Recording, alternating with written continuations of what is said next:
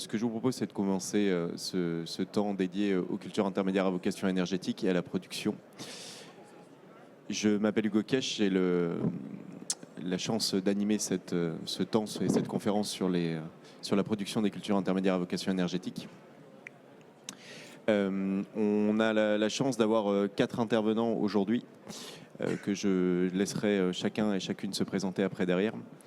Ce que je vous propose tout d'abord, c'est peut-être qu'on se mette d'accord aussi pour que aussi vous connaître, vous, dans les personnes qu'il y a dans le public, et qu'on sache aussi adapter notre discours si jamais il y a des besoins de pédagogie. Qui se considère en moins de 3 sur 10 en culture intermédiaire à vocation énergétique? Ok. Donc très bien. Et qui est du monde de l'énergie et pas forcément du milieu familier avec le milieu agricole? Ok. Donc voilà un point d'orgue pour nos intervenants aujourd'hui, un besoin d'introduire les concepts et avant de rentrer dans la technique. Juste pour qu'on se mette tous bien d'accord, je me propose aujourd'hui de vous reparcourir le décret culture. Alors est-ce qu'on a une slide? Alors oui, je pense que le truc est horrible. Voilà, bon. Juste pour aujourd'hui, on va parler de CIV. Et une CIV, elle est encadrée par le code de l'énergie. En l'occurrence, c'est ça qui vous est exposé à l'écran. C'est très simple, c'est une capture d'écran du décret du 4 août 2022 qui définit ce qu'est une culture principale, c'est-à-dire ce qui rentre dans le seuil des 15%, et par extension, tout ce qui ne rentre pas dans le seuil des 15%, dont les CIV. Et suite à quelques questions qu'on a eues récemment au niveau local, j'ai décidé d'introduire cette conférence par ça. Vous rappelez qu'une culture est considérée comme une culture principale, toute culture remplissant au moins l'une des conditions suivantes. Notamment, une culture déclarée à la PAC est une culture principale. Une culture qui est présente au 1er juin est une culture principale. Et il peut avoir 2 cultures principales une même année. Ça veut dire, et là, le point d'intention qu'il faut avoir, c'est dans les nouvelles déclarations PAC, vous pouvez déclarer à la PAC une culture intermédiaire à vocation énergétique au titre des cultures principales. C'est votre CIV, mais vous pouvez la déclarer à la PAC au titre des cultures principales. Donc attention dans ces cas-là, lors de votre nouvelle PAC, si jamais vous avez ça, vous faites votre CIV, vous la déclarez au titre de culture principale à la PAC. Après, le maïs que vous faites derrière, ou le maïs ou le sorgho, mais si vous avez une culture principale derrière qui est présente au 1er juin, attention, ces 2 cultures vont rentrer dans le seuil des 15% d'un point de vue purement réglementaire. Deuxième chose aussi, culture pérenne mentionnée à l'article, donc je vous passe, c'est juste pour vous rappeler ici que la SILFI est une culture principale aussi et va rentrer dans le seuil des 15%. Ce n'est pas une CIV, on passe le sujet aujourd'hui, mais la SILFI va rentrer dans le seuil des 15%, avec une exception qui est faite, c'est un peu plus bas, sur les cultures pérennes prairies permanentes qui ne rentrent pas dans le seuil des 15%. Prairies permanentes sans SPAC, c'est-à-dire plus de 5 ans sur une parcelle. Les bandes enherbées également sont dans cette catégorie-là. Et une dernière annotation, un dernier point de vigilance qui malheureusement est un non-sens agronomique parfois, mais vous rappelez que c'est au bas de la slide qu'une CIV est forcément entre 2 cultures principales. C'est-à-dire que, donc j'arrive pas à retrouver la phrase tout de suite.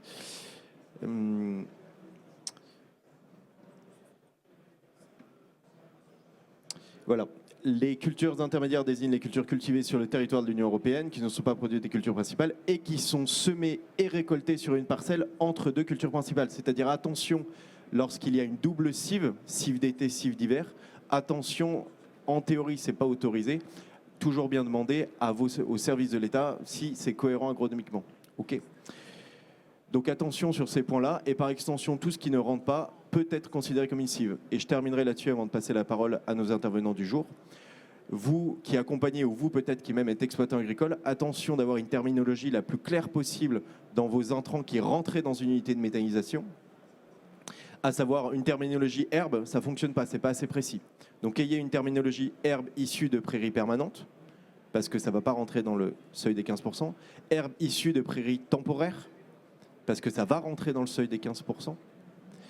CIV d'été, vous pouvez même moi je recommande aux personnes que j'accompagne, cives d'été semées après le 1er juin, comme ça c'est tout à fait clair. Cives d'hiver récoltées avant le 1er juin, comme ça c'est tout à fait clair aussi. J'en ai terminé. Sur ce point réglementaire, je vous propose du coup de passer la parole à nos intervenants. Donc on a la chance d'accueillir aujourd'hui Céline Laboubé qui va nous parler de la quantification, donc chef de projet biomasse à Solagro, qui va nous parler un petit peu, voilà, on doit produire des cives, mais est-ce qu'il y a le gisement? Donc elle va nous parler des gisements et de la quantification du gisement qui a été faite au national. Nicolas Dagorne, ingénieur de recherche chez Arvalis et référent cives au national, va nous parler justement, c'est bien de produire des cives, mais comment on les produit en quantité, mais de manière aussi durable. Et ensuite, Grégory Vrignot, ancien exploitant de site, tu as aussi un bureau d'études qui s'appelle ACE Méthanisation et nouvellement aussi porteur de projet. Et Jérôme Grelier, exploitant agricole et apporteur de biomasse dans un projet, dans une unité de méthanisation dans laquelle vous êtes actionnaire, vont nous parler, ok, c'est bien, produire des cives, c'est bien. Être moteur, la méthanisation est moteur de transition énergétique, aujourd'hui il n'y a plus de débat. Mais comment la méthanisation peut aussi être moteur de transition agroécologique? Ça va être aussi l'objet de ces propos-là, avec des semis de cives sous couvert de luzerne, sous couvert de trèfle, en exemple. J'en ai terminé pour cette présentation et Céline, je te laisse la parole. Merci Hugo. Alors, je vais vous présenter aujourd'hui une étude que l'on a menée pour le compte de France Agrimaire l'année dernière avec le bureau d'études AgroSolutions. Et l'objectif de l'étude était d'identifier les ressources végétales méthanisables qui ne sont pas encore suivies ou qui n'étaient pas encore suivies par l'Observatoire de France Agrimaire, et de quantifier ces ressources à la maille départementale en tenant compte des conditions de mobilisation. Donc, sur ces ressources, nous avons étudié le potentiel que pourraient prendre donc, les cultures intermédiaires à vocation énergétique, les cives, mais également la valorisation de l'herbe de prairie et du surplus des fourrages, les résidus de culture hors céréales à paille qui sont déjà étudiés dans une autre étude par Arvalis justement l'année précédente, et donc nous n'avons pas réalisé de nouveau l'estimation de cette ressource. Et nous nous sommes intéressés également à des matières un peu plus atypiques comme les fauches de bord de route, les bandes enherbées ou les déchets verts. L'idée de cette étude, qui à la base était aussi à la demande de l'Association des agriculteurs méthaniseurs de France, c'était de pouvoir faire une estimation du productible actuel, donc dans des conditions de mobilisation globalement raisonnables, pour que cette ressource qui aujourd'hui est le gros de la ressource, donc de la biomasse méthanisable, ne puisse plus être controversée. Donc pour ce faire, nous avons réalisé une analyse à la base donc, de ressources bibliographiques et de bases de données complémentaires. Nous avons créé une base de données avec plus de 600 références de retour terrain sur les pratiques des cives qui sont issues de travaux d'Arvalis, mais également d'enquêtes de GRDF, des chambres d'agriculture dans le programme de Réflexe Cives où ils ont mutualisé tous leurs essais terrain, des enquêtes auprès des agriculteurs méthaniseurs de France et également des travaux issus de l'INRAE. Nous avons complété ces 600 références avec plus de 30 entretiens. Donc vous les avez situés sur la carte, donc avec les étoiles vertes des entretiens d'agriculteurs et les étoiles rouges des entretiens d'acteurs. Et pour chacun de ces entretiens, nous vous avons chiffré le nombre de ressources sur les différentes matières végétales pour lesquelles ils avaient un retour d'expérience. Donc typiquement sur l'estimation de la ressource en cives d'hiver et cives d'été, on a développé une nouvelle méthode pour cette étude, et l'objectif donc de cette étude, c'est que le potentiel ne puisse pas être controversé. Donc nous sommes partis sur l'ambition d'estimer une ressource de cives dites durables, parce que certains d'entre vous le savent déjà, mais on a parfois des controverses sur cette pratique de cive où on peut avoir une cive qui est laissée en place trop longtemps pour faire du potentiel énergétique au détriment de la culture alimentaire suivante. Et donc là, l'idée, c'était vraiment de faire une estimation du potentiel qui soit durable, c'est-à-dire qui ne vienne pas empiéter sur la culture alimentaire suivante. Et pour ce faire, on a choisi d'avoir des dates de récolte suffisamment tôt par rapport au semis de l'implantation suivante, d'avoir des niveaux de fertilisation raisonnables, entre 60 et 100 unités par hectare, avec peu ou pas de passage phyto, Et sur les cives d'été, l'idée c'est de partir sur des cives d'été qui ne soient pas irriguées, ou alors juste un simple tour d'irrigation au semis pour permettre la levée. Donc pour faire l'estimation de cette ressource biomasse, nous avons étudié donc le RPG en 2020 et 2021 à la parcelle, et l'idée c'était de voir à l'échelle donc de la France quelles étaient les 100 premières successions les plus fréquentes sur ces 2 années-là. On a aussi comparé avec le RPG 2019 pour voir s'il n'y avait pas trop de variations, et donc ces 100 premières successions représentent 80% de la surface agricole utile. Donc on s'est dit que ça permettait déjà une bonne représentativité de l'agriculture française. Ensuite, on a découpé la France de différentes façons. D'abord une zone nord et une zone sud qui correspond aux couleurs vertes et bleues du sud sur la carte. Et pour chacune de ces 2 zones, on a défini donc des cives d'hiver dites précoces ou tardives. Ça, c'est par rapport à la date de récolte de la cive, c'est-à-dire que la cive d'hiver va être récoltée plutôt dans la première quinzaine d'avril dans le sud et en tardif dans la deuxième quinzaine d'avril.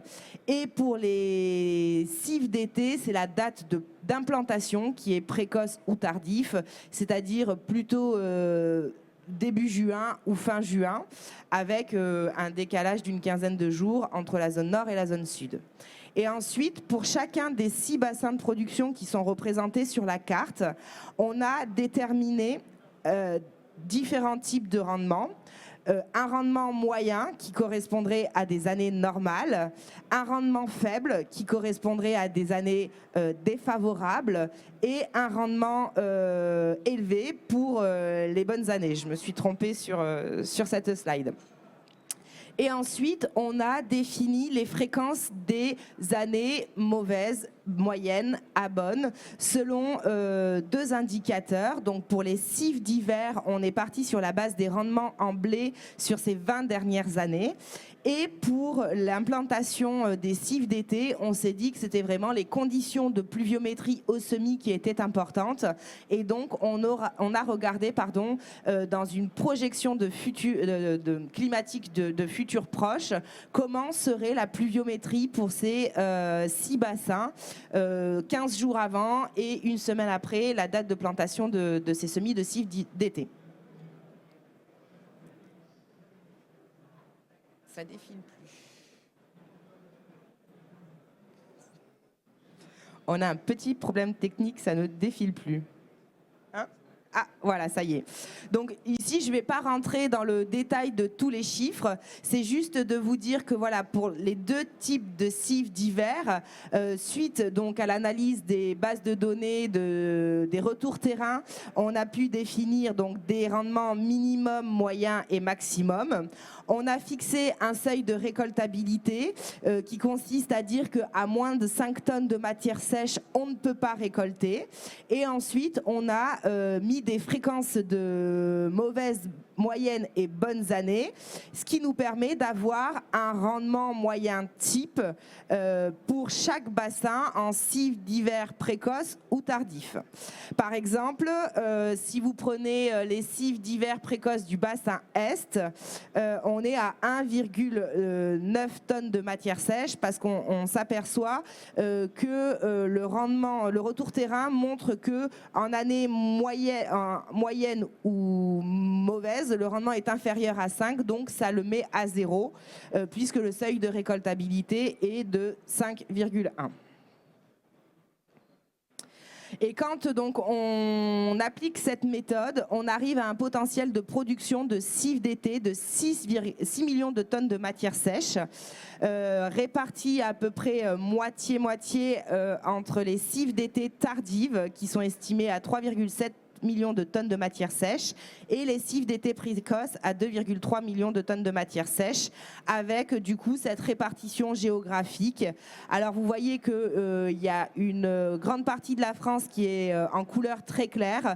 Ça ne veut pas dire qu'il n'y a pas du tout de potentiel, mais ça veut dire que le potentiel est plus faible que dans les autres départements. Le deuxième estimation concernait les cives d'hiver. Donc là, on est à 13,6 millions de tonnes de matière sèche. Donc avec des cives d'hiver tardives estimées à 4,5 millions de matière sèche, donc essentiellement dans le Grand Sud-Ouest, et des cives d'hiver précoces estimées à 10 millions de matière sèche, donc réparties de façon plus homogène sur toute la France, mais avec un gros potentiel sur l'axe ouest.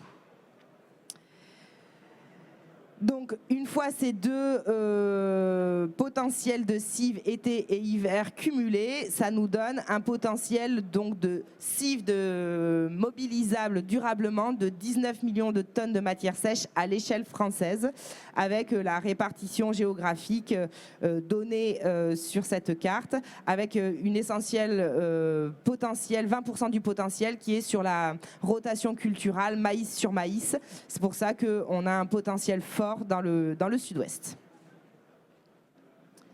On a fait quelques tests de ces sensibilités, notamment parce que les travaux d'INRA montrent qu'avec la mise en place des méthaniseurs, on pouvait avoir quelques changements de rotation. Et donc, on a simulé quelques remplacements, par exemple, de l'orge, du blé par de l'orge, par exemple, ou une migration du maïs grain. Donc, on est sur des variabilités de ce potentiel qui sont à la marge. Vous voyez, on est à 5% de baisse ou 1% de hausse, selon les hypothèses retenues. Donc, on est quand même voilà, sur quelque chose qui est globalement peu variable, même avec le changement des pratiques. On a également, dans le cadre de cette étude, étudié d'autres ressources végétales agricoles, donc les résidus de culture hors céréales à paille, donc les cannes de maïs, les pailles de colza, les cannes de tournesol, les fans de betterave, les cannes de sorgho, les pailles de soja et les pommes de terre. On s'aperçoit que la production de ces résidus de culture est estimée à 24 millions de tonnes de matière sèche, mais que le potentiel mobilisable à destination de la méthanisation, c'est plutôt 9 millions de tonnes de matière sèche, essentiellement des cannes de maïs et des cannes de sorgho. La paille de colza représente un potentiel globalement intéressant, mais avec un potentiel méthanogène très faible. Donc, il y a peu de chances que cette ressource-là soit mobilisée à l'échelle des exploitations. Je vous ai parlé des autres ressources un peu plus exotiques, on va dire, comme les déchets verts, les bandes enherbées ou les fauches de bord de route. On s'aperçoit que par rapport à nos 20 millions de tonnes de matière sèche de cives, ça ne représente finalement rien. 1,5 tonnes de millions de matière sèche de potentiel maximum. Donc clairement, ce n'est pas sur ce type de ressources que les projets vont pouvoir se baser. Et enfin, on a regardé donc le surplus fourrager. On sait aujourd'hui qu'en France, le cheptel décline et que ça va libérer des surfaces agricoles, soit en maïs en silage, soit en prairie temporaire ou en prairie permanente. Donc on s'est basé sur les hypothèses donc, du scénario de l'IDEL à l'horizon 2035 pour prendre en compte la tendance donc du cheptel français, et on estime que en bovin lait on pourrait avoir une baisse de 23% et de 30% pour du bovin viande. On sait aujourd'hui donc que les besoins des fourrages de ce cheptel à l'horizon 2035 seraient de 41 millions de tonnes de matière sèche, et donc ça nous permet de calculer une marge qui pourrait être libérée, qu'on estime aujourd'hui à 11 millions de tonnes de matière sèche, donc répartie de façon à peu près équivalente entre du maïs en silage, du foin et de l'herbe de prairie permanente, sachant qu'aujourd'hui on a considéré que l'herbe de prairie permanente qui est pâturée ne pourrait pas être récoltée à 100% puisqu'on a des prairies permanentes qui ne seront pas accessibles. Donc on a compté un taux d'affectation à la méthanisation de 50%. Par contre, sur le foin ou sur le maïs en silage, on est resté sur un taux de mobilisation de 100% à destination de la méthanisation, sachant que là, ça va être au bon vouloir des agriculteurs qui pourront vouloir complètement réaffecter leur surface pour d'autres productions alimentaires. Donc, in fine, ce potentiel-là de 9 millions de tonnes de matière sèche sur le maïs ou le foin, il peut passer à zéro si jamais les agriculteurs changent complètement de stratégie. Merci pour votre attention. Je te passe la parole. Donc merci beaucoup Céline pour cette présentation. Je vous propose d'ouvrir une phase de questions de 5 minutes pour celles et ceux qui le souhaitent. Je vais passer dans le public et lever la main si vous avez une question.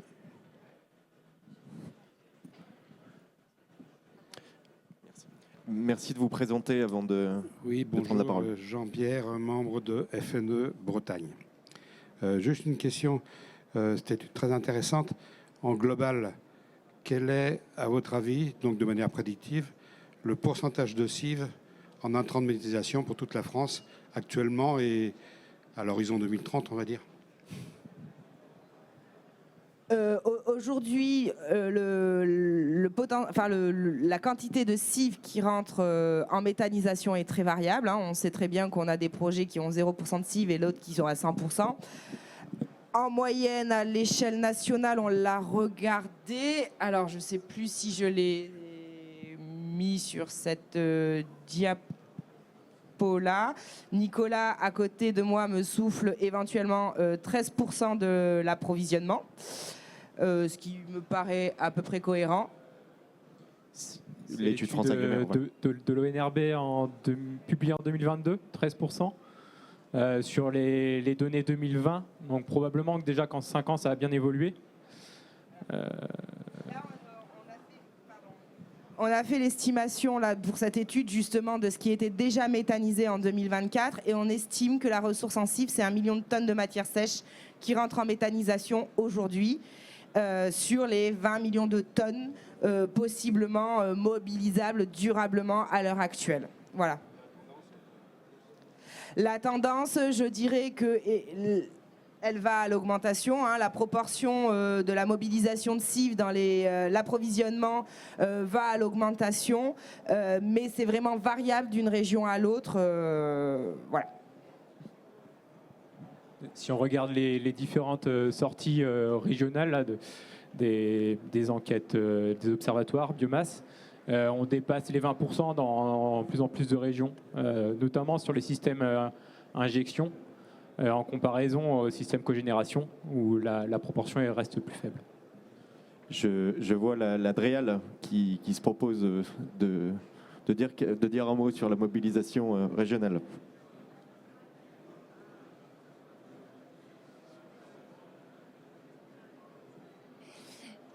Oui, Nathalie Bourget de la DREAL Pays de la Loire. Hugo aurait pu répondre à ma place, mais on observe en fait les bilans que nous remettent les méthaniseurs chaque année.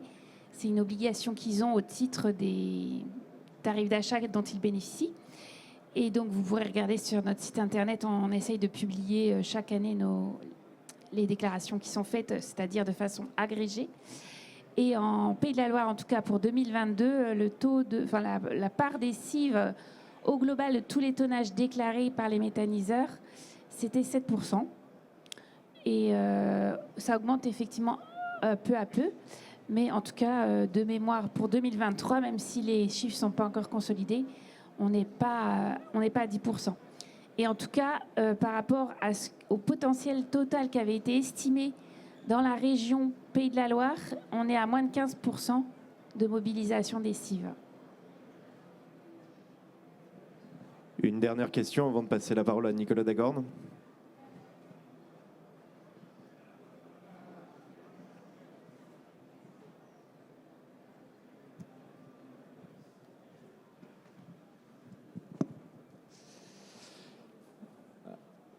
Alors pour ma part, je vais présenter plutôt une synthèse de notre expertise sur la production des cives, sur la partie agronomique. Donc la question et le constat, c'est que pour réaliser les objectifs de transition énergétique et atteindre à 2030 et à 2050 la production de biogaz, l'ensemble des scénarios prospectifs se basent sur de la méthanisation et dans la partie méthanisation, les intrants majoritaires, c'est notamment les cives. Donc si on veut suivre ces tendances et atteindre ces objectifs-là, il va falloir produire des cives et comme l'a montré Céline, le gisement actuel est de l'ordre de 20 millions de tonnes de matière sèche. C'est corroboré par d'autres études. Donc, il y a notamment une thèse de l'INRAE qui avait un potentiel aux alentours de 18 millions de tonnes de matière sèche dans l'un de ces scénarios. On a également réalisé, nous, Arvalis, une étude assez similaire à ce qu'a fait Solagro. On arrive également à un potentiel à plus de 25 millions de tonnes. Et on retrouve là sur la carte que vous voyez les mêmes ordres de disparité géographique avec un gros potentiel en fait dans les zones à maïs, que ce soit le bassin sud-ouest et le grand bassin ouest où on retrouve majoritairement des maïs, parce qu'en fait avant un maïs on peut facilement venir introduire une cive d'hiver, donc semer à l'automne et récolter fin avril, début mai avant cette production de maïs. Donc comment on fait pour produire ces 20 millions de tonnes de matière sèche, sachant que ça c'est un gisement total, mais que ce gisement-là, il faut réussir à le mobiliser. Donc c'est un potentiel maximal, mais pour autant, est-ce qu'il est réellement mobilisable ? Et d'un point de vue agronomique, quelles sont les contraintes pour produire ces quantités-là et les produire aussi durablement ? Parce qu'on veut qu'une cive, certes, elle puisse produire de la biomasse, mais il faut aussi qu'elle vienne rendre un certain nombre de services pour ne pas venir dégrader le système agricole. Donc, tout d'abord, pour venir produire en quantité, l'un des points sur lesquels il faut faire très attention, c'est de bien positionner sa cive dans sa succession de cultures. Donc, il faut bien réfléchir à la culture qui vient précédemment et à la culture qui vient après.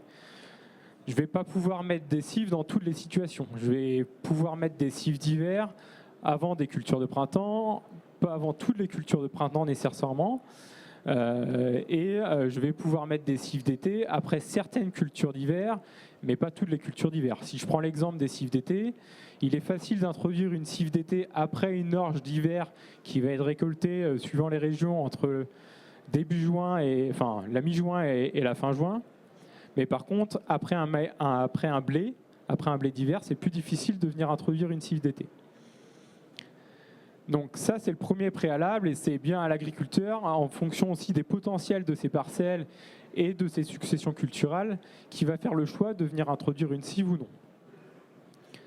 Ce qu'on remarque pour essayer d'augmenter le potentiel cive, il y a des changements d'assolement qui sont réalisés par les agriculteurs. Ça a été démontré par des études de l'INRAE. C'est notamment le projet META-RPG qui est porté par Florent Levavasseur, qu'ils actualisent au fur et à mesure des années. Là, c'est une publication qu'ils avaient faite au JRI l'année dernière, mais ils continuent d'actualiser ce travail-là d'année en année. Et donc, ils voient notamment dans certaines régions l'arrivée plus massive d'orges d'hiver pour introduire des cives d'été, par exemple. Donc ces changements-là sont déjà répertoriés et connus. Donc ça, c'est une première chose. Pour produire en quantité, on va potentiellement introduire des changements dans les assolements. Mais venir changer les assolements, on se pose la question, est-ce que je peux venir mettre des cives tous les ans ? Est-ce que faire revenir des cives d'hiver tous les ans sur ma parcelle entre deux maïs, est-ce que c'est réellement durable, oui ou non ? Donc actuellement, on se pose pas mal de questions, notamment sur une problématique agronomique qui est le piétin échaudage.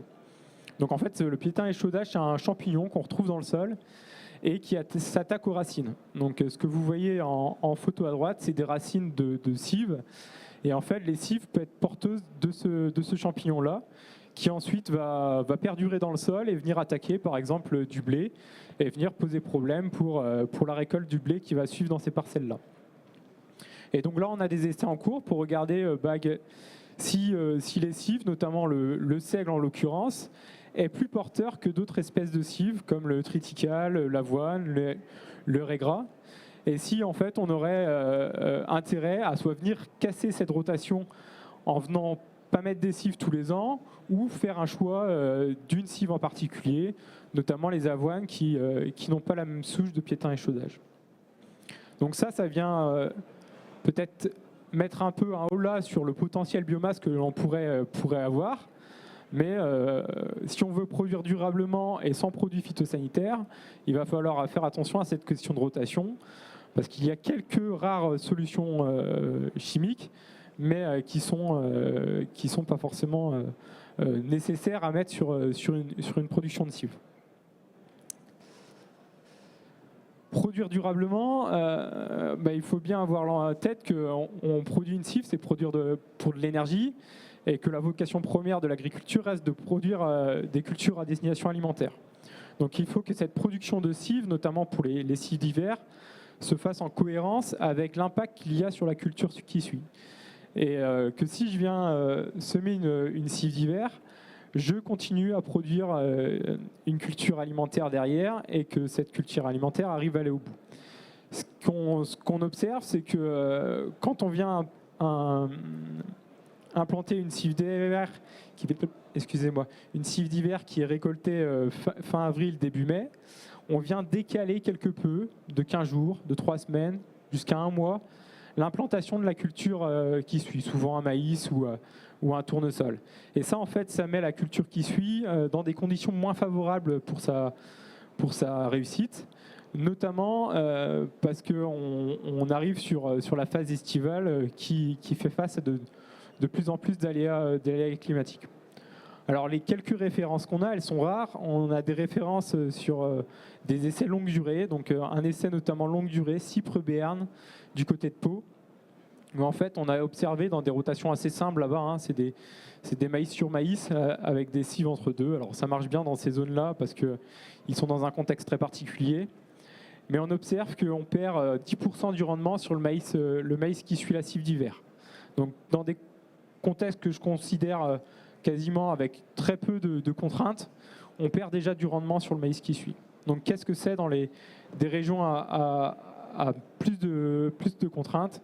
Donc on monte actuellement un projet qui est en cours, qui a démarré, qui est financé par la région Nouvelle-Aquitaine, donc le projet Racine, où on va étudier ces éléments-là.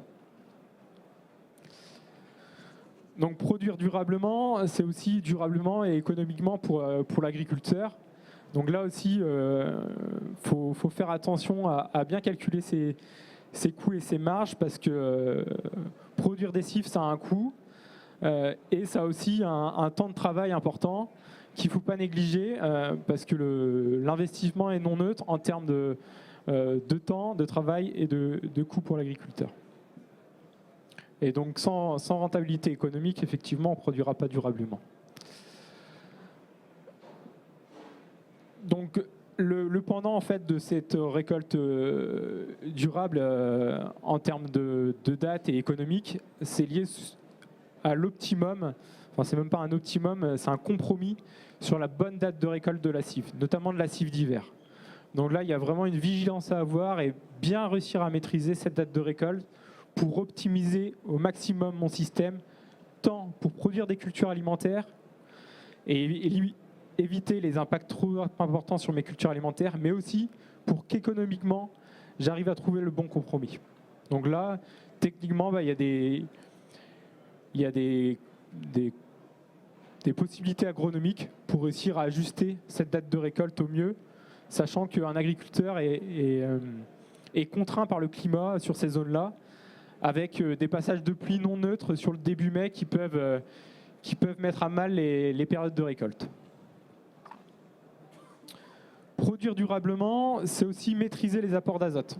Alors, on parle tout de suite d'apport de digestat sur cive quand on produit de la méthanisation, mais il faut que ces apports de digestat soient faits en en bonne réflexion entre les cultures principales et les cives. La période hivernale, sortie d'hiver sur cives, c'est pas la période où on valorise le mieux ces digestats. On valorise mieux quand on peut l'enfuir dans le sol.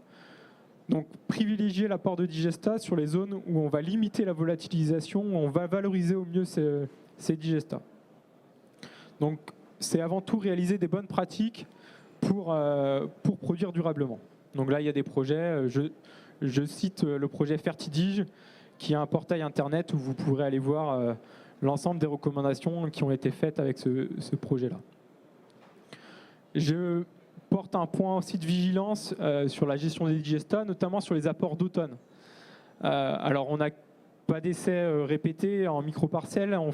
On a eu 2 années d'essais en bande, donc des essais non répétés en dispositif agriculteur, avec toute la variabilité qui existe dans ces dispositifs-là. On était sur des argilo-calcaires superficiels au nord de Dijon. Et ce qu'on observe, c'est que nos apports d'automne n'ont jamais été valorisés. Alors, les conditions à chaque fois sont particulières chaque année, mais attention à ces apports d'automne sur cives, parce que c'est aussi de l'azote qu'on jette par la fenêtre, au-delà de potentiellement mettre de l'azote dans le milieu, quoi. Et ça, c'est des conditions qui sont importantes pour assurer la durabilité de la pratique cive et du retour au sol des digestats. Donc, pour conclure, produire des cives, c'est un besoin pour la transition. Pour produire les 20 millions de tonnes de matière sèche qui sont estimées dans les différentes études, il faut réussir à le mobiliser. Pour réussir à le mobiliser, faut réussir à bien l'insérer dans nos systèmes. Probablement faire des changements d'assolement. Donc ça aura des impacts sur l'ensemble des cultures. Et donc, quels seront-ils, avec quel volume, suivant les quantités de cives qui seront produits à l'échelle nationale. Donc ça peut impacter les productions des autres cultures alimentaires. C'est pour ça qu'il faut veiller à garder cet équilibre entre production alimentaire et non alimentaire. Donc ça sera un point important si on veut garantir l'acceptabilité de la pratique. Il faut maîtriser les apports d'azote. Donc dans les apports d'azote, notamment les apports de digestats. Et donc ça, c'est montré par de nombreuses analyses de cycle de vie, que cet apport-là, il est essentiel pour maîtriser la durabilité de l'analyse de cycle de vie. Et quand on parle de digestats, c'est certes bien les valoriser. Donc le retour au sol des digestats est important, tant sur la culture et sur le mode d'apport qui est fait, mais aussi attention au stockage. Donc je vous renverrai vers d'autres études, notamment de l'INRAE, qui sont intéressantes sur ce point-là. Et donc, si vous voulez aller un peu plus loin, donc sur la partie agronomique, donc pas mal de nos recommandations sont issues du projet Récital qui a été financé par l'ADEME. Donc, il y a des vidéos en ligne, il y a des plaquettes qui sont accessibles sur nos sites. Et on a des projets en cours donc sur l'impact sur les cultures alimentaires et la gestion de l'eau en Nouvelle-Aquitaine, qu'on imagine pouvoir reproduire dans d'autres régions. Donc là aussi, c'est des choses qu'on pourrait envisager à réaliser dans d'autres régions. Et on démarre aussi un projet CASDAR qui s'appelle Dual sur le changement d'usage des sols et l'impact sur les systèmes de culture. Merci Nicolas pour cette présentation. Je vous propose de démarrer un temps de questions de 6 minutes pour qu'on puisse tenir le temps. Je vais déjà me permettre de fournir une réponse. Je vois beaucoup d'entre vous qui prennent en photo les écrans. Sachez que l'ensemble des présentations sera rendu disponible sur le site internet de Bio360 et vous devrez recevoir les liens de téléchargement par mail, si j'ai bien compris. Je vous propose d'ouvrir cette phase de questions. De même manière, levez la main et présentez-vous avant de poser votre question.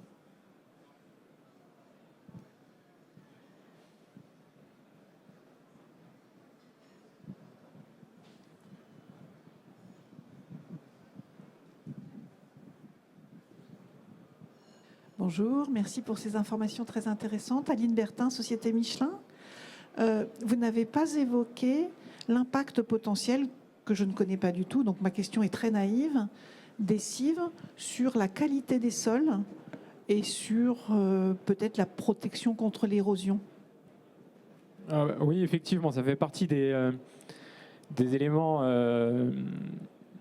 des autres services qu'on cherche à avoir sur sur ces cultures intermédiaires. Donc, ces cives sont dans la grande catégorie des cultures intermédiaires qu'on vient mettre entre deux cultures principales. Donc, elles se substituent en soi à ce qu'on appelle des cipants, des couverts intermédiaires à protection piège à nitrate, excusez-moi, ou des CIMS, des cultures intermédiaires multiservices.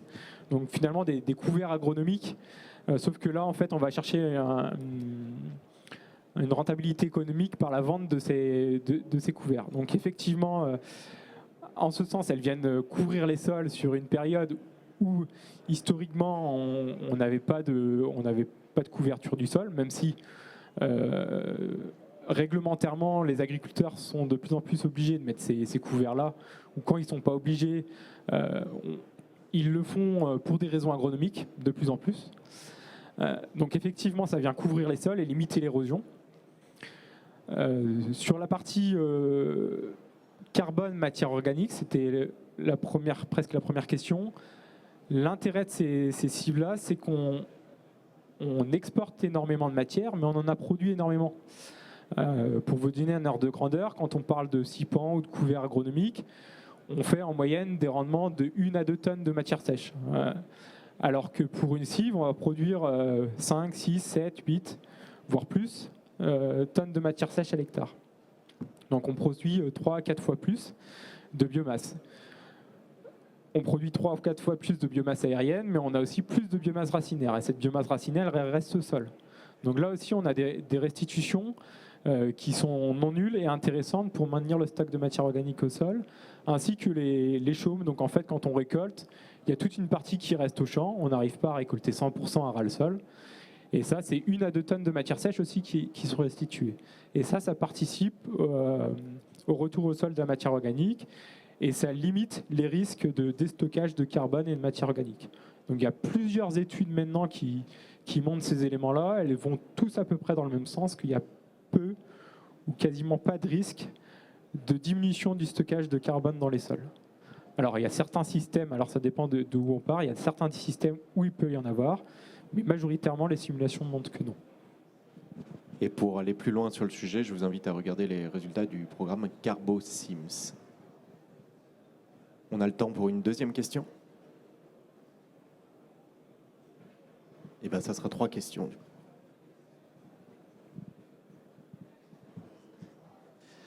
Bonjour, donc Société Michelin également. Je pense qu'une culture durable, on doit aussi parler de biodiversité. Est-ce que les cives sont plutôt positives pour la biodiversité, notamment les insectes, tout ça? J'ai compris que oui, potentiellement, parce qu'on réduit les phytos.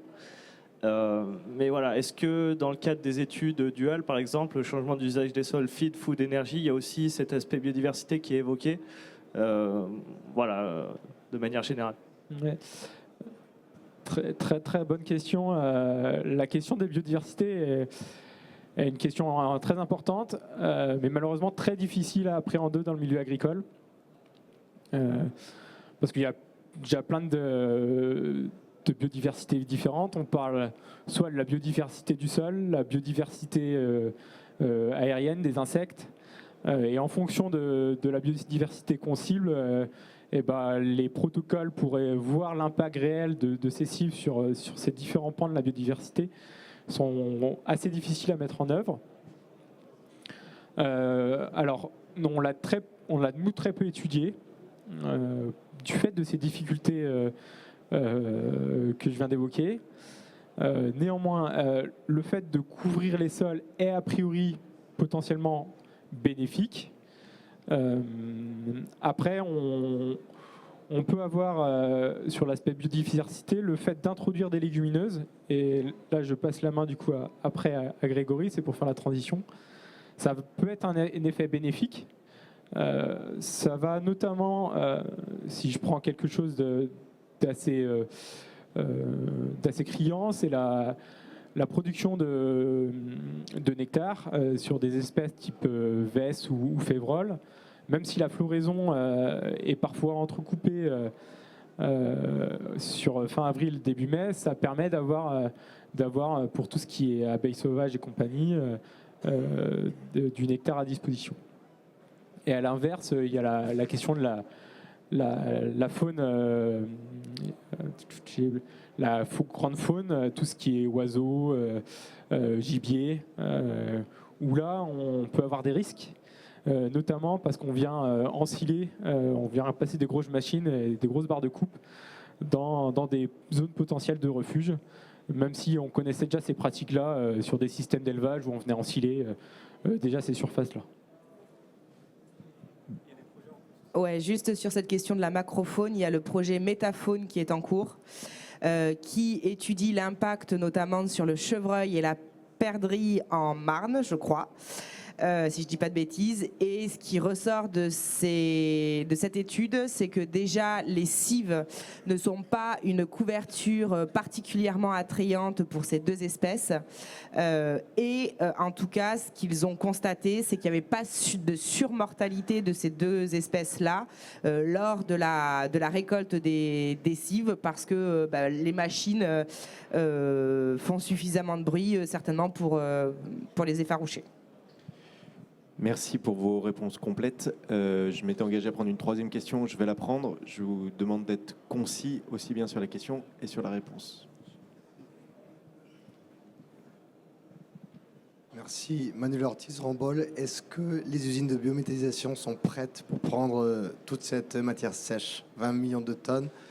Ça peut monter. Il faut adapter ces filières. On l'a vu dans d'autres pays. Est-ce que les usines sont prêtes? Merci.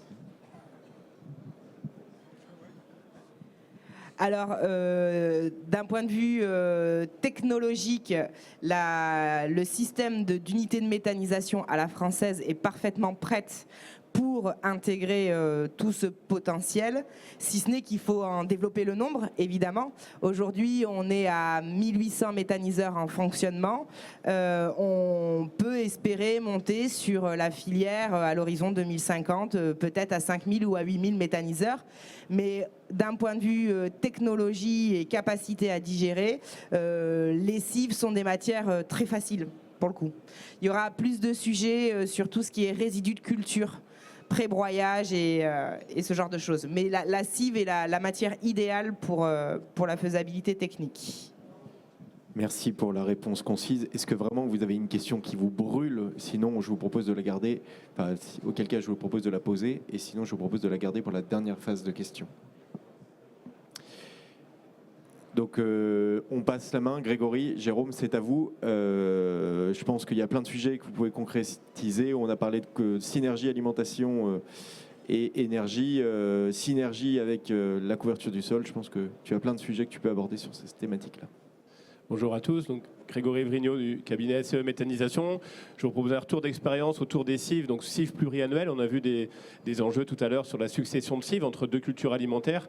Là, c'est de voir comment on peut associer légumineuses et ces cives pluriannuelles, et on va le voir un peu vis-à-vis du contexte qu'a été un petit peu cité. Donc la cive, c'est un outil pour moi agronomique, un levier agronomique à l'échelle des rotations. Et il faut pouvoir notamment profiter de ces rotations, non pas pour mettre que de l'azote pour faire pousser, mais aussi en capter par les fameuses légumineuses, pour faire rentrer de l'azote dans le système, comme on dit un peu dans le jargon. Donc la plante par excellence, c'est la famille des légumineuses. Après, quelle espèce, on va en parler, et c'est pas forcément adapté partout. Donc Jérôme et moi sommes en Poitou-Charentes, dans des zones argilo-calcaires. Donc je dis pas que ça marchera, je répète, partout, dans tous les contextes, mais ça reste une plante intéressante, comme on va le voir. Profiter de la légumineuse aussi, de légumineuses dites pluriannuelles, des luzernes, des trèfles, pour essayer de faire des sursemis de cives. Et finalement, plutôt que de faire une cive tous les 4 ans ou 5 ans, peut-être en faire 2, 3 de suite dans la légumineuse. Et ainsi, moins avoir le problème de piétin, puisqu'on va concentrer la cive pour ensuite la diluer dans d'autres rotations alimentaires.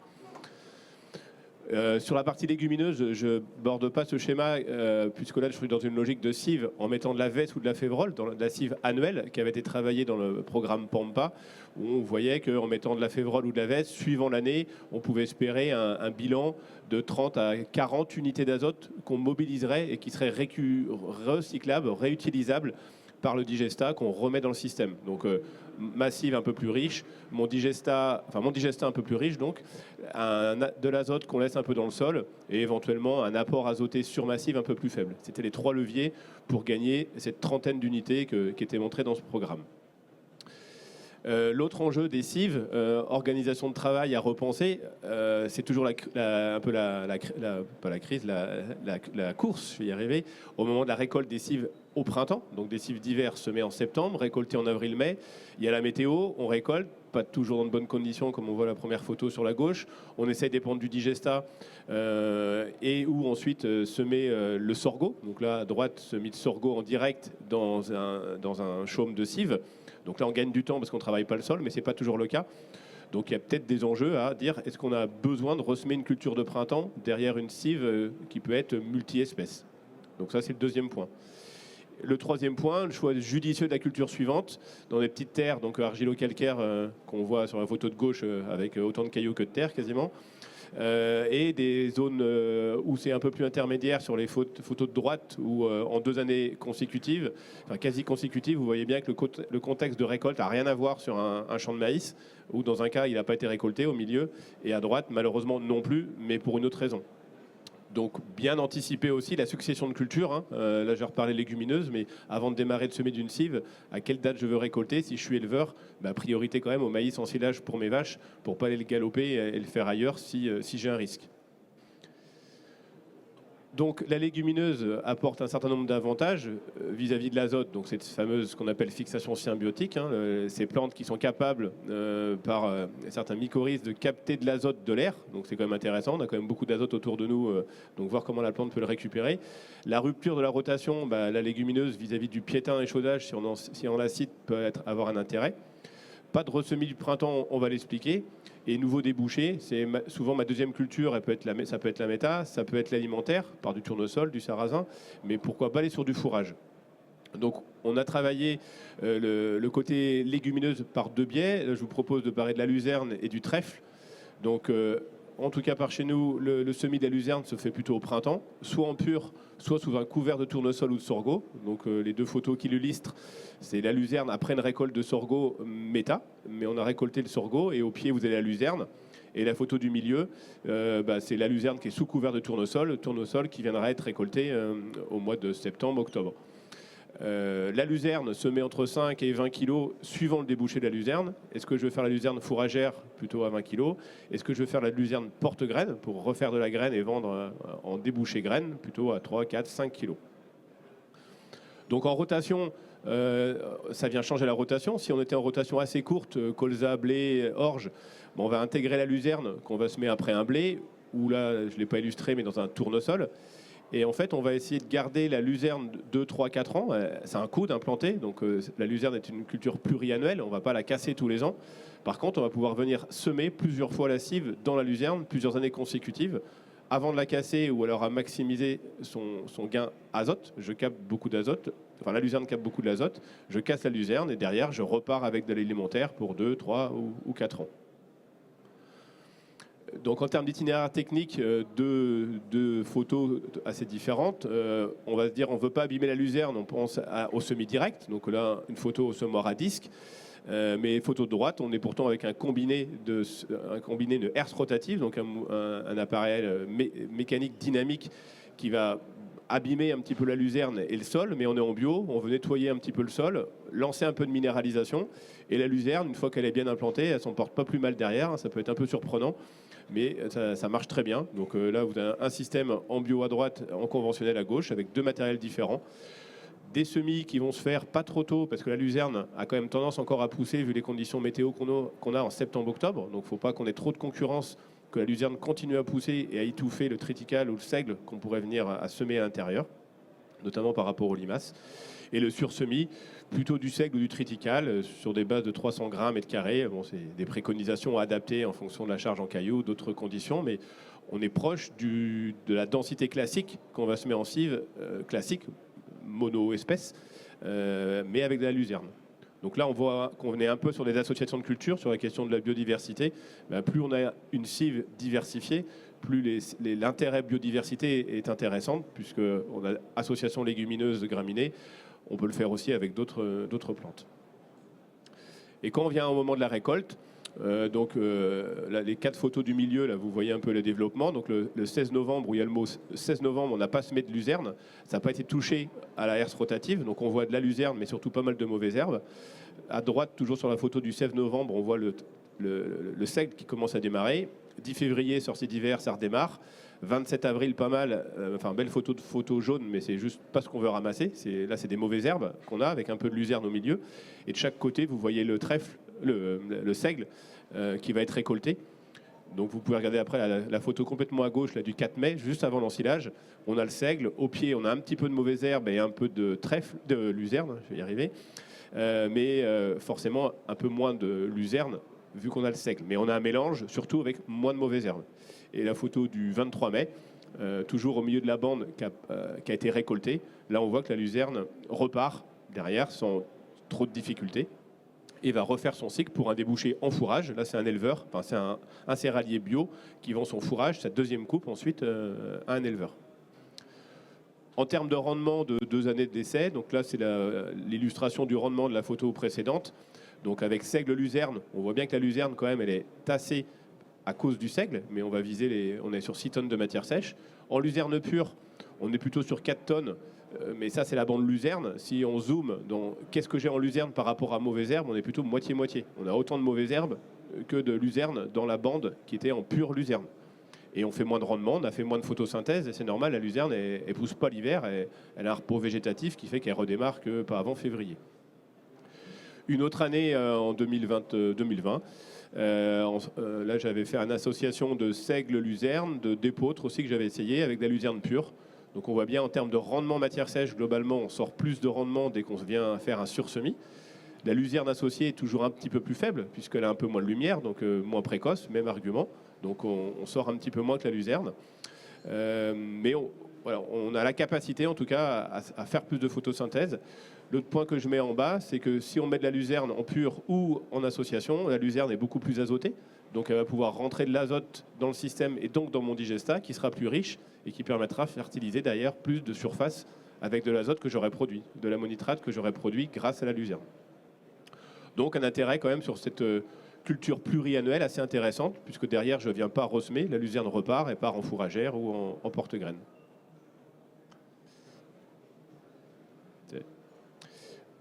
Autre réflexion avec du trèfle qu'on a démarré l'année dernière. La luzerne, elle n'aime pas les sols hydromorphes ni acides. Le trèfle violet peut être un peu plus adapté. Donc, première raison. Deuxième raison, vous ne pourrez pas semer luzerne plus seigle en même temps parce que la luzerne va se faire étouffer. Il faut la semer forcément avant la luzerne. Alors que sur un trèfle violet, associé ici avec un triticale, qui fait autant de biomasse mais qui monte un peu moins haut, donc il y a toujours un peu de lumière, on arrive à avoir un débouché, une pousse du trèfle violet associé au triticale directement. Donc 23 mars, 30 avril proche de la récolte, 15 mai le lendemain de la récolte, vous voyez bien on voit bien le trèfle au pied, là, en tout cas la petite verdure qu'on a, par rapport au haut de la photo à droite, là où il n'y a que du triticale pur, où il n'y a rien. On va revenir semer un sorgho, mais on n'a rien qui est en place. Donc là, le trèfle, tout se met en même temps. On le laisse en place. Donc là, je ne sais plus à quelle période c'est, on doit être au courant juin. Donc la bande de trèfle qui est au milieu. Le sorgho qui a peiné à être semé derrière, il a plu, après ça a été sec, donc le sorgho a un petit peu du mal. On voit sur la photo de droite la même chose, le trèfle, là, cette fois-ci, qui est passé fleur, même rendu graine. Sorgho tournesol à côté, vous voyez dans les petites terres, on n'a pas des sorghos qui font 3 mètres de haut et qui vont faire 15 tonnes de matière sèche. Mais de niveau biodiversité, on a mis du tournesol, pour répondre à la question encore biodiversité tout à l'heure. Et là, le trèfle violet, il pourrait partir, alors en foin, là, il est trop tardif, mais l'agriculteur, cette année, il en a fait 20 hectares comme ça, pour être en porte-graine. Donc il va faire en porte-graine trèfle violet. Donc le trèfle récolté en fourrage en courant l'été, septembre. Et l'année suivante, soit c'est cassé pour ressemer un blé, on va avoir un effet bénéfique du trèfle sur le blé qui va suivre. Ou alors, un trèfle violet aussi bien implanté, on a un intérêt de le garder encore une année, dans lequel soit on vient ressemer un seigle dedans, comme pour la luzerne tout à l'heure, et on capte un peu plus de carbone. Et donc là, on est vraiment dans le système d'autonomie azotée que permet l'approche de la légumineuse dans la rotation. Donc si on fait un bilan économique côté producteur, donc là c'est des rotations qu'on adapte un peu aux fameuses zones dites intermédiaires. faible potentiel, pas d'irrigation, colza blé orge, rotation courte. Là, on vient réalimenter, changer un peu la rotation, mais parce qu'agronomiquement, on est un peu dans la passe. Des objectifs de rendement qui sont assez intéressants, parce qu'on n'a pas encore le stress hydrique en récoltant fin avril, début mai, en général. On a une possibilité d'avoir une coupe ou deux de fourrage suivant les années. On a des marchands de paille qui sont aussi marchands de fourrage qui achètent ça entre 30 et 50 euros la tonne de matière sèche sur pied. Donc ça peut être un débouché fourragé en plus de la marge sur les cives. Le porte-graine qui est un autre débouché. Donc sur le Poitou-Charentes aussi, on a des entreprises historiques qui ont fait de la porte-graine. Alors c'est très variable, 100, 200, 500 kilos. C'est pas toujours fou en rendement, mais étant donné qu'on a déjà fait une marge brute avant avec la cive, bah ça limite le risque par rapport à des gens qui font de la porte-graine sans cive avant. Et enfin, la légumineuse, bah, c'est pas qu'une année, ça se paye, enfin ça se paye et ça se voit sur plusieurs années. L'azote qui est restitué à la culture suivante, le carbone, la structuration du sol. Et c'est ce point-là, je vous invite de lire tous les essais qui avaient été faits à l'époque par Eugène Tribois de Clermont-Ferrand, qui s'appelle L'homme, légumineuse, oléagineux, méthanisation, qui avait une approche énergie, azote, autonomie, qui est vraiment très intéressante. Et pourtant, il a fait ça déjà dans les années 60, de 64 à 94. Il a fait de nombreuses rotations comme ça, et montrer ainsi que cette légumineuse luzerne pouvait apporter jusqu'à 700 unités dans le système, entre l'effet du fourrage, la rotation, les nodosités des racines. Donc quand ça peut marcher, le côté légumineuse est vraiment, vraiment très intéressant. Et côté durable, je pense qu'on marque beaucoup de points. Et côté méthaniseur, un dernier tableau, mais surtout la partie rouge, c'est est-ce que ça amène quelque chose à mettre des légumineuses dans la ration ? Alors pas trop, parce qu'on sait bien que l'azote peut être inhibiteur, mais entre pas trop et un petit peu dans ma luzerne ou dans mon trèfle, ça ne pose pas de problème.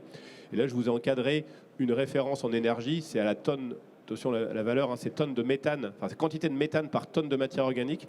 Et on a une tendance quand même à 5-10% de plus dans les mélanges avec légumineuses, de sortir un peu plus de gaz qu'une cive qui est en pur. L'effet protéine, l'effet synergie peut-être, avec un peu plus d'azote, notamment dans des systèmes méta 100% cive, on est toujours un peu carencé en minéraux par rapport aux effluents d'élevage. Donc l'apport de légumineuses peut aussi apporter, et comme dit Nicolas, le côté sucre des matières organiques jeunes, faciles à dégrader. Donc ça peut être aussi un intérêt côté méthaniseur pour trouver gagnant-gagnant sur ces enjeux de légumineuses.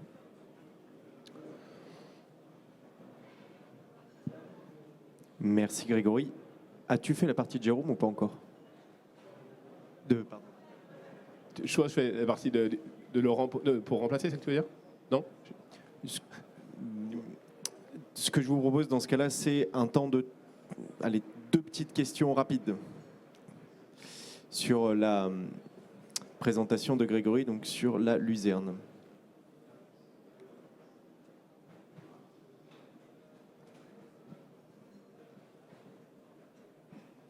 Bonjour.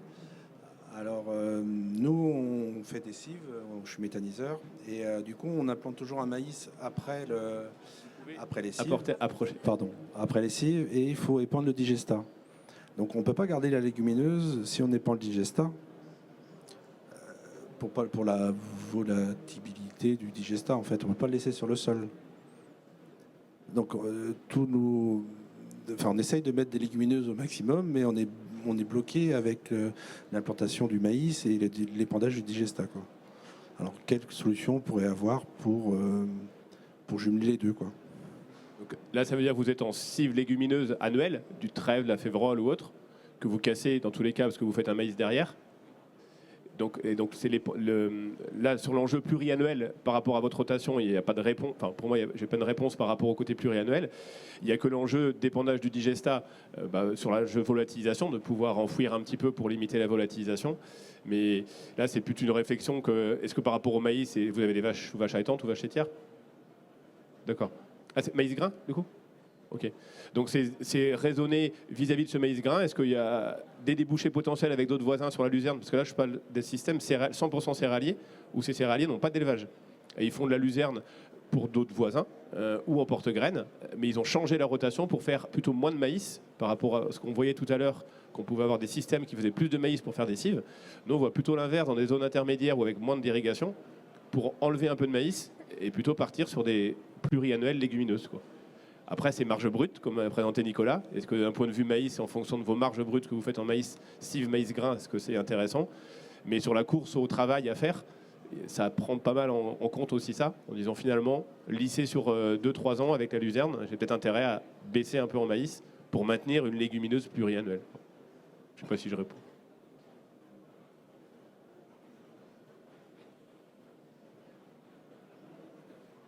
Hugo, ouais, une question, je regarde. Ah pardon, je vous avais pas vu.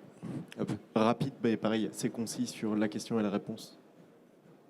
Bonjour, oui, FNE Bretagne, donc dans l'Ouest. J'ai une petite question qui peut être un peu hors sujet, en tout cas par rapport à Grégory Vrignon, mais comme on a eu une intervention d'une dame de l'Adréal Pays de Loire. Le site de référence pour les chiffres, c'est elle. Et on voit sur ce site que sur les projets, il y en a 170 Bretagne Pays de Loire et 23 en Bretagne. Ça veut dire qu'il y en aurait presque 150 en Pays de Loire. Est-ce que c'est cohérent, ça, ou pas?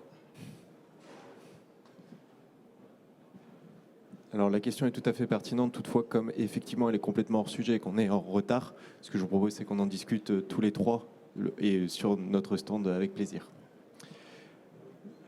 Je te propose d'enchaîner du coup. Okay.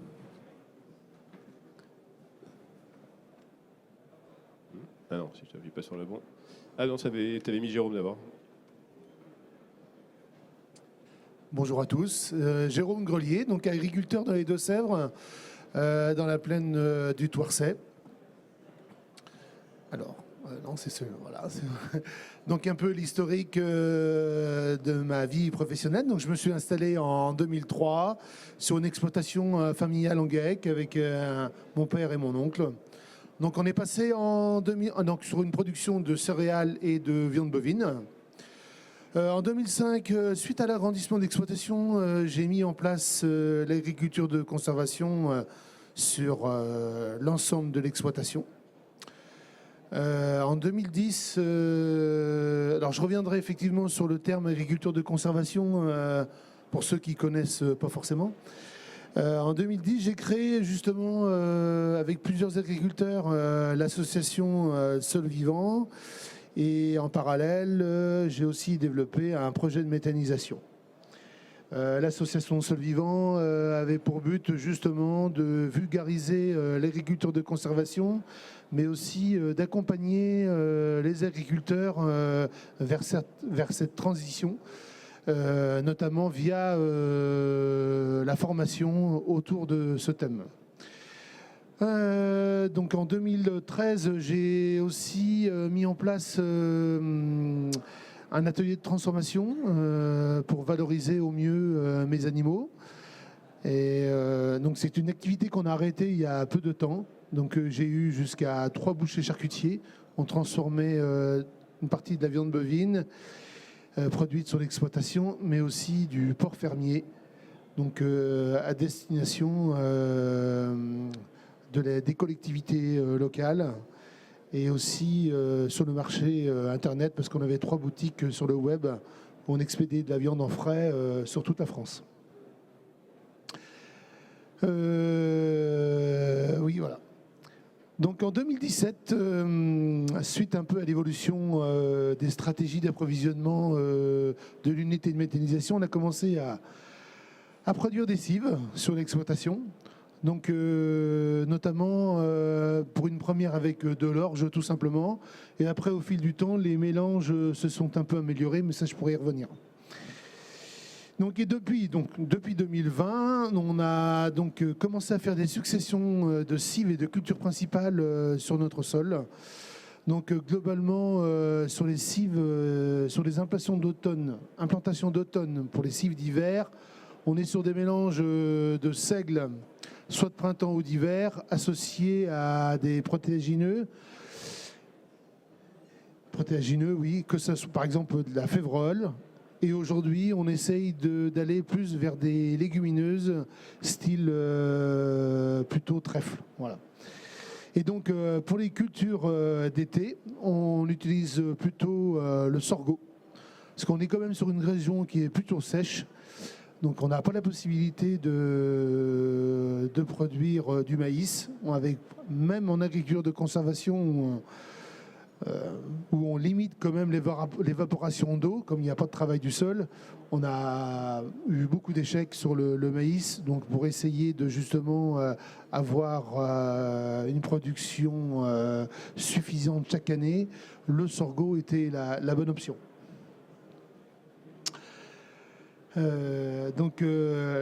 Petit rappel de l'agriculture de conservation, c'est une technique qui s'appuie sur 3 piliers. Le non-travail du sol strict, les couverts végétaux et les rotations.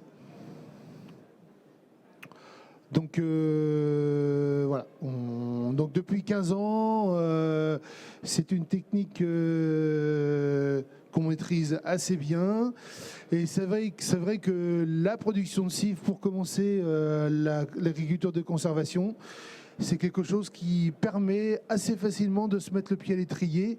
Si certains ont certaines craintes sur des cultures de vente, la production de cives permet de débuter une approche dans l'agriculture de conservation. C'est assez simple à mettre en place puisque c'est vrai qu'on a la possibilité de pouvoir autoproduire ces semences et que la mise de départ elle est peut-être moins importante que sur une culture de vente, oui, parce qu'effectivement, on a très peu de charges. Effectivement, on a souvent peu ou pas de désherbage. Il n'y a pas de fongicides, pas d'insecticides. Donc, c'est moins stressant, effectivement, de commencer quand on met en place des cives pour démarrer l'agriculture de conservation. Voilà, bon, une année un peu culturelle de la succession de production de biomasse sur une parcelle. Donc semis 15 septembre. Donc on a fait évoluer un peu nos mélanges et ils évoluent toujours un petit peu. Justement pour la biodiversité, c'est quand même assez intéressant et de mélanger les types de graminées. Aujourd'hui, plus que le seigle, on mélange du seigle, de l'avoine, du triticale. J'avais abandonné un peu la févrole, mais finalement on l'a réintroduit pour un effet sur le sol. Ça c'est assez important. L'effet du protéagineux ou de la légumineuse sur le sol, il est assez bon, surtout pour la culture qui succède au seigle. Et aujourd'hui, on a un intérêt de pouvoir mettre des légumineuses ou de la févrole dans ces mélanges de graminées. On peut se permettre d'aller chercher quelques points vis-à-vis des primes PAC. Puisqu'en fin de compte, dans un mélange de graminées, si on met 50% de graines de légumineuses dans ce mélange, on peut prétendre à la prime protéagineux mais des légumineuses. Comme c'est qu'un nombre de graines, le fait de mélanger par exemple 2-3 kilos de trèfle dans ce mélange, on peut prétendre à cette prime. Donc qui n'est pas négligeable malgré tout, parce que c'est quand même une centaine d'euros l'hectare. Mais ce n'est pas que le seul bénéfice, c'est surtout pour le sol. Donc après récolte vers le 15 mai, on implante un sorgho dans la foulée, toujours sans travail du sol, sur chaume de seigle. Et on obtient d'assez bons résultats. L'objectif, il est quand même sur une parcelle d'obtenir un rendement de matière sèche global d'à peu près 16 tonnes à l'hectare. Alors, nous, dans notre région, c'est pas mal. Je suis sûr que dans d'autres régions françaises, on pourrait faire sûrement beaucoup plus.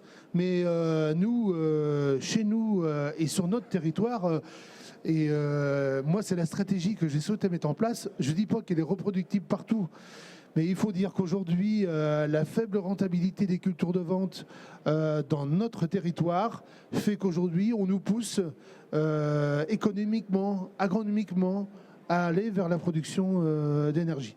Je sais peut-être que ça fait du mal aux oreilles à certaines personnes, mais si demain on veut maintenir nos exploitations en place, on n'a plus vraiment le choix. Pour des questions économiques, mais aussi environnementales, effectivement. Donc là, vous pouvez voir sur la photo de droite, donc suite à une récolte de sorgho, où début septembre, le sorgho repousse. Voilà, il fait encore. Là, on a réussi à obtenir peut-être 3 tonnes de matière sèche à l'hectare. Et là, le gros intérêt, c'est qu'on ressème sur un sol qui est couvert. On remet une biomasse verte au sol Et ça pour justement la dynamique du sol, nourrir le sol, ça permet d'avoir un gîte et un couvert pour toute la biodiversité du sol.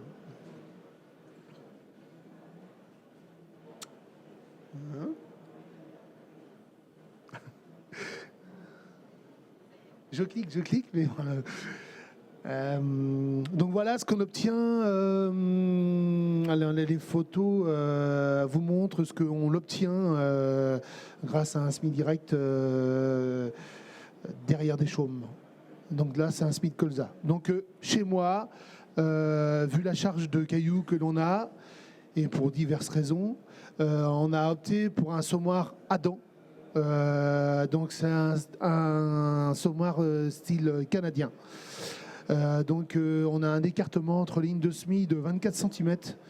Au printemps, c'est un avantage. On arrive grâce, en fin de compte, ça travaille un peu plus le sol qu'un semoir à disque, mais on a quand même un gros avantage par rapport à un semoir à disque, c'est qu'au printemps, on réchauffe le sol de façon beaucoup plus intensive.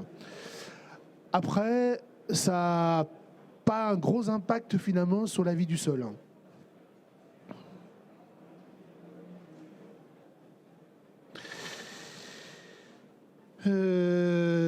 Oui, là c'est peut-être toi qui invite. Voilà, bon, donc oui, alors tiens, je laisse la parole à Grégory. Ça, c'était quelques temps, mais dans la diversification de la rotation, on revient à l'histoire de la luzerne. Hein, mais chez Jérôme aussi, on a mis ça en place.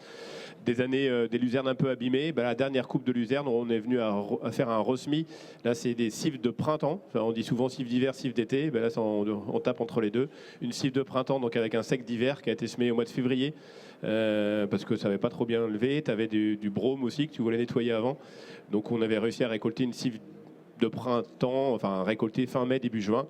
Avec une biomasse qui n'était pas aussi bien que ce que tu fais en cive d'hiver pur, mais qui donnait aussi une possibilité de récolte sans essayer de chercher absolument de faire un herbicide pour enlever les mauvaises herbes du blé, et donc sur des cives d'hiver, printemps d'hiver. Voilà. Alors au niveau de la matière organique, alors on a donc en plus, donc c'est vrai, on exporte beaucoup de biomasse. Donc on a un apport régulier de déchets verts sur l'exploitation. Donc chaque année, on met entre 30 mètres cubes à peu près de déchets verts qui sont récupérés via des collectivités qui amènent le déchet vert et qui le broient chez moi. Donc ça fait un apport en carbone quand même conséquent sur toutes les parcelles. Mais aussi vis-à-vis, on peut se poser la question vis-à-vis, et on va en parler tout à l'heure, mais de la... J'ai perdu de la matière organique. Donc on a on a vu et on va le voir tout à l'heure dans les slides suivantes. On n'a pas trop de problèmes vis-à-vis de ça. Donc chaque année, on fertilise avec du digestat liquide. Donc on met sur les cives d'hiver, on épand à partir du 15 février après, mais surtout quand les sols le permettent. On évite d'aller dans les parcelles quand le sol est trop humide. Hein. Vous comprendrez que les passages d'automne, quand on a un ensemble qui dépasse les 30 ou 40 tonnes, on est là pour justement fabriquer un sol vivant. Donc pour limiter les tassements, on le fait uniquement quand les conditions le permettent et quand celles-ci préservent le sol. Donc on a 2 épondages, donc un au mois de février pour le seigle et un autre sitôt le sorgho semé, donc début juin à peu près. Avec un système pendillard. Alors effectivement, là, il n'y a pas d'enfouissement. Non, certes, on a un peu de perte d'azote ammoniacal, mais bon, on n'a pas d'autre choix que de faire de cette façon-là. Donc le pendillard mis tout près du sol, quand même, on limite fortement quand même les évaporations. Et en sachant que quand même la biomasse, quand elle est là, notamment sur les cives d'hiver, capte aussi une partie de l'azote ammoniacal. Hein. Ce qu'on voit que tout de suite derrière l'épandage, on a un verdissement de la culture assez rapide. Alors là, c'est un peu plus technique. Donc, on a fait une étude depuis quelques années avec l'Agrocampus de Rennes, qui a suivi les taux de matière organique sur mes parcelles. Donc là, je passe la parole à Grégory. Donc ça, c'est le programme Méta 3G, là aussi disponible, enfin, qui a produit différents documents, mais entre autres en lien avec Jérôme, c'était pour illustrer, dire semi-direct et méthanisation. Souvent on pose la question, est-ce que vous avez des analyses? On a fait des suivis de matière organique dans 2 parcelles, et puis plus les tiennes, en comparant sur 3 fermes. Donc la ferme de Jérôme, c'est tu peux appuyer, c'est la ferme F2. C'est un rapport qui est beaucoup plus complet, hein, mais je vous propose 2 graphiques. Le premier, teneur en carbone dans les horizons 0,30 pour comparer à des systèmes F1 qui étaient en TCS et F2 TCS simplifié. Il n'y a pas de labour quand même, mais la tendance à la présence de carbone malgré la production de cives sorgho exportée. L'aspect TCS, l'aspect compost aussi, hein, c'est pas que la méthanisation, c'est un système global, fait qu'en apport de carbone, les moyennes étaient plutôt meilleures. Ça, c'est le premier indicateur. Le deuxième, l'INRAE donc de Rennes, c'est la graphique d'après, si ça marche. Ouais. C'est de suivre ce qu'ils ont appelé service écosystémique sur 10 critères. Le reliquat sortie d'hiver, entrée d'hiver, carbone, minéralisation de l'azote et activité microbienne vue à travers deux enzymes.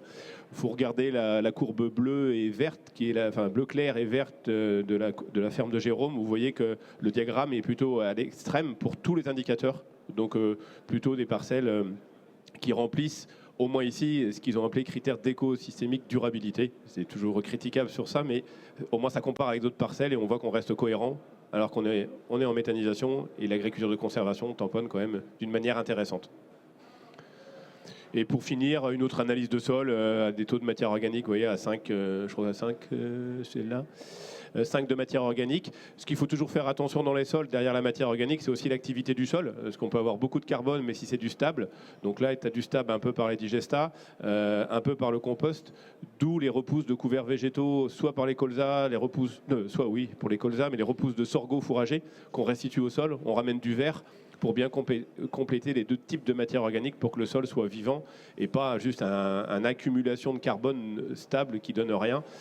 C'est bien un global qu'il faut faire attention. Voilà, donc un équilibre aussi cohérent sur la ferme.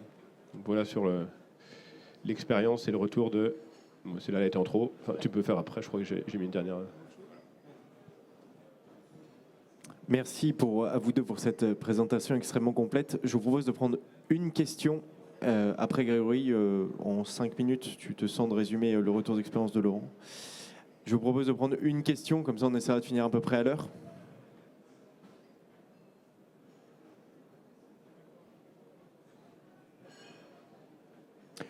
Ça y est, vous avez eu trop de termes techniques, trop de légumineuses, ça vous a endormi avant le repas du midi ? Et puisqu'il n'y a pas de questions, je te propose en quelques minutes pour conclure de te faire le porte-voix de Laurent. Ouais, donc là, je prends la casquette de Laurent, Baptiste et Mathieu, de 3 agriculteurs qui auraient dû être présents mais qui ont eu un aléa familial, d'un système de méthanisation dans la zone, pas Thouars 16, mais toujours un peu dans les argilo-calcaires de la Vienne cette fois-ci.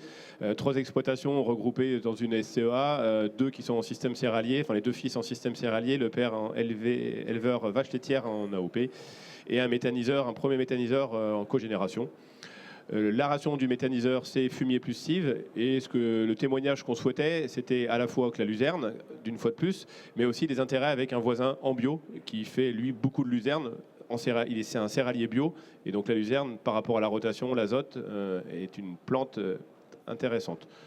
Des illustrations de l'éleveur laitier, vu qu'il avait témoigné dans l'éleveur laitier en fin d'année dernière, je crois, s'il y en a qui l'ont et qui ont peut-être vu son témoignage.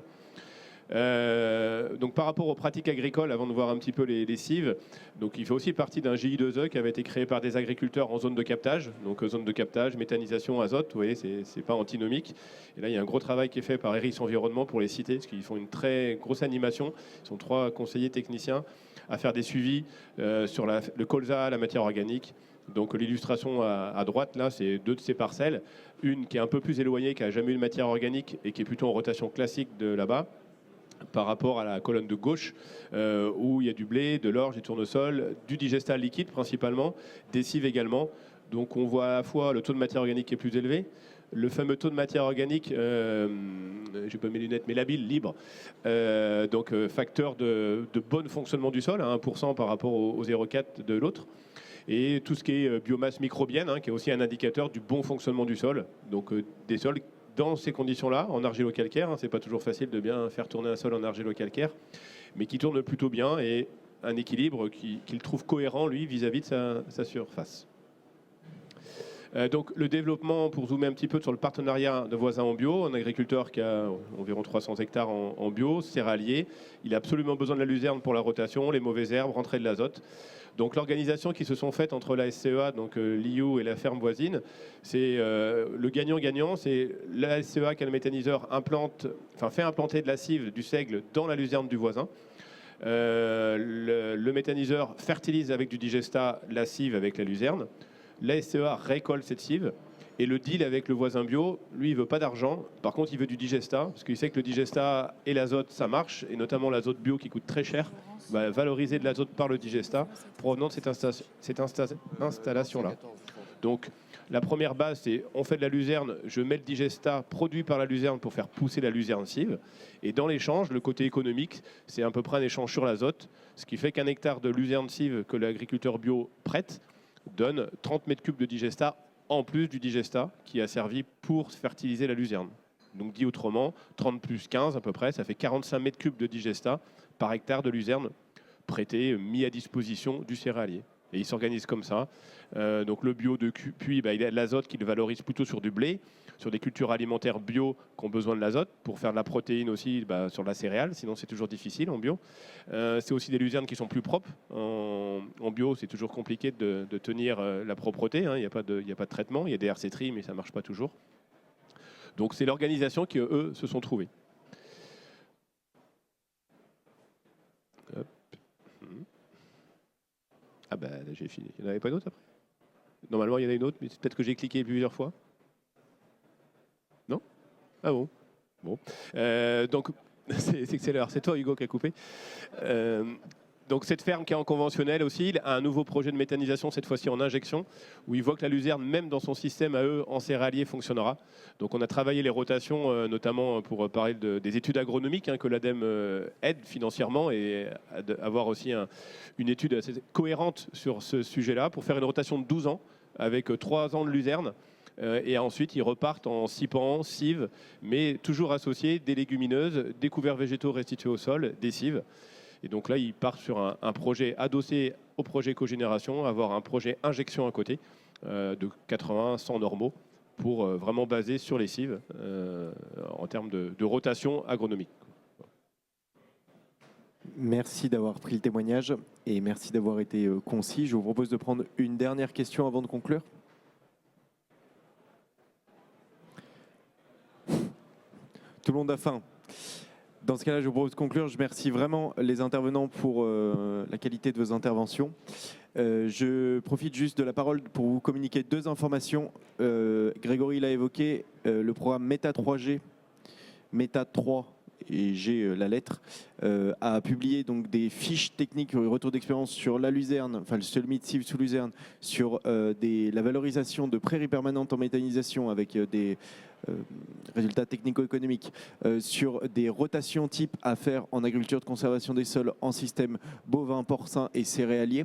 Donc j'invite vraiment à regarder ces résultats. Je mettrai le lien dans les présentations qui seront mises en ligne. Et une deuxième information à vous communiquer également, si vous voulez poursuivre la discussion, mais cette fois-ci au champ, je vous invite à retenir le 24 avril dans vos agendas une visite cive sur une exploitation qui est en agriculture de conservation des sols sera organisée. Donc si jamais vous n'êtes pas dans notre mailing list, venez me voir là tout de suite et on vous ajoutera la mailing list de diffusion. Vous pouvez également retenir dans vos agendas le 25 septembre 2025 toujours, où une journée sera organisée sur les digestats, où toujours pareil, on ira voir aussi au champ comment bien épandre avec toutes les thématiques qui ont été évoquées aujourd'hui. Merci à vous et bon appétit à tous.